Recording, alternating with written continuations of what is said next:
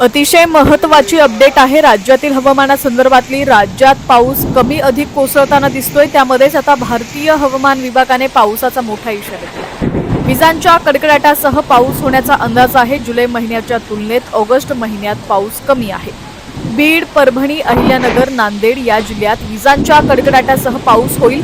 भारतीय हवामान विभागाने पावसाचा येलो अलर्ट जारी केलाय। हरदोई, कर्नाल या भागात कमी दाबाचा पट्टा निर्माण झालाय।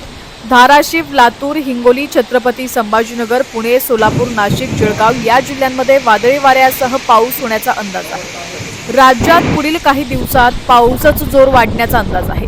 हवामान विभागाच्या माहितीनुसार आज 21 ऑगस्ट रोजी दिल्ली, उत्तर प्रदेश आणि बिहारसह 15 राज्यांमध्ये मुसळधार पाऊस होण्याचा अंदाज आहे। या काळात अनेक भागात ताशी 70 किलोमीटर वेगाने जोरदार वारे वाहू शकतात। डोंगराळ भागांसाठी दरडी कोसळण्याचा इशारा देण्यात आलेला असून अनेक नद्यांमधील पाणी पातळी धोक्याच्या पातळीपर्यंत वाढू शकते। 15 राज्यात पावसाचा मोठा इशारा हवामान विभागाने दिलाय। त्यामुळे पुढील काही तासात पावसाचा जोर वाढणार आहे।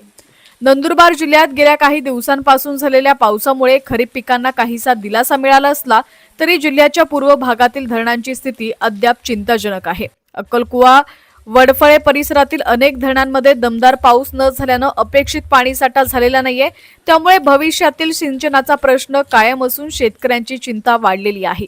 नदी नाल्यांना अद्याप मोठा प्रवाह आलेला नसल्याने धरणं भरण्यासाठी आणखी दमदार पावसाची गरज आहे। सध्या पिकांना विहिरी आणि कुंपणलिकांच्या पाण्याचा आधार मिळत असला तरी भूजल पातळी वाढण्यासाठी आणि आगामी काळातील सिंचनाची गरज भागवण्यासाठी पुरेसा पाऊस होणं आवश्यक आहे। त्यामुळे खरीप हंगामाची आशा आता पूर्णपणे पावसावर टिकून असून धरणं आणि जलसाठे भरण्यासाठी दमदार पावसाची प्रतीक्षा कायम आहे। काही भागात पाऊस होत आहे तर काही भागात पावसाची प्रतीक्षा कायम आहे। दरम्यान आता राज्यातील तुमचा जिल्हा कोणता आणि तुमच्या जिल्ह्यात सुद्धा पावसाची काय स्थिती आहे ती सुद्धा आम्हाला कमेंटच्या माध्यमातून नक्की कळवा। पाहत रहा HPN मराठी न्यूज।